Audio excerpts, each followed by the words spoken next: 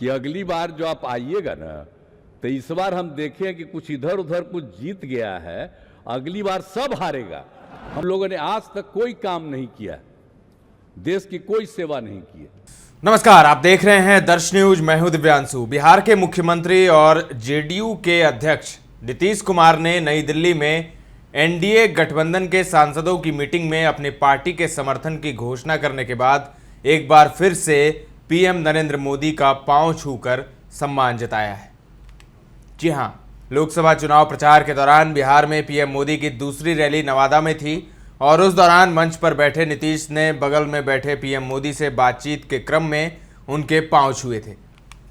नीतीश ने आज दोबारा पीएम मोदी के पांव छुए। प्रधानमंत्री नरेंद्र मोदी उम्र में मुख्यमंत्री नीतीश कुमार से लगभग 6 महीने बड़े हैं। एनडीए की बैठक में जेडीयू के समर्थन का ऐलान करते हुए नीतीश ने कहा कि मोदी 10 साल से प्रधानमंत्री हैं और फिर बनने जा रहे हैं।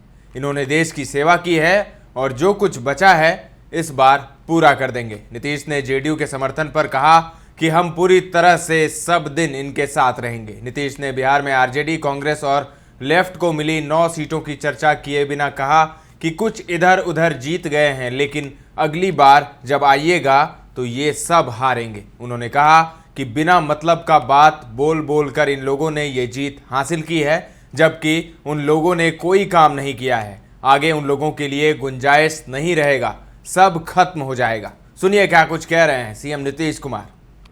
हमारी party Janata Dal United, Bharatiya Janata party संसदीय दल के नेता आदरणीय श्री नरेंद्र मोदी जी को भारत के प्रधानमंत्री पद के लिए समर्थन देती है और ये बहुत ही खुशी की बात है। 10 साल से ये प्रधानमंत्री हैं और फिर प्रधानमंत्री होने जा रहे हैं और इन्होंने पूरे देश की सेवा की। अब पूरा भरोसा है कि जो कुछ भी बचा है अगली बार ये सब पूरा कर देंगे और जो भी हर राज्य का है, और हम लोग पूरे तौर पर सब दिन इनके साथ रहेंगे और पूरे तौर पर जो कुछ भी है आज जिस तरह से भी ये करेंगे बहुत अच्छा है। और आप जान लीजिए कि कुछ लोग, हम लोगों को तो अब लगता है कि अगली बार जो आप आइएगा ना, तो इस बार हम देखें कि कुछ इधर उधर कुछ जीत गया है, अगली बार सब हारेगा। हमको पूरा भरोसा है। ये सब बिना मतलब का बात बोल बोल करके क्या किया है? और ये सब कोई काम किया है? उन लोगों ने आज तक कोई काम नहीं किया, देश की कोई सेवा नहीं की है। लेकिन आपने इतनी सेवा की है और उसके बाद इस तरह से हुआ है, तब इस बार फिर जो मौका मिला है, तो इस मौका के बाद आगे अब उन लोगों के लिए कोई तो सुना आपने सीएम नीतीश कुमार को। एनडीए के संसदीय दल की बैठक में पीएम मोदी को समर्थन दे रहे थे नीतीश और सम्मान उन्होंने दिखाया और ये भी कहा कि हमारा पूरा समर्थन है आपको। और अब जो खबर आ रही है कि नीतीश, नड्डा, राजनाथ, अमित शाह ये सब पहुंचे हैं राष्ट्रपति भवन समर्थन पत्र लेकर। बिहार के मोदी सरकार से मिलने वाली मदद की तरफ इशारा करते हुए नीतीश ने कहा कि इस बार बिहार का भी बचा हुआ सब काम हो ही जाएगा। उन्होंने पूरी तरह से जेडीयू और अपना समर्थन पीएम मोदी को देते हुए कहा कि जो आप चाहिएगा उस काम के लिए हम लोग लगे रहेंगे, सब लोग साथ मिलकर चलेंगे।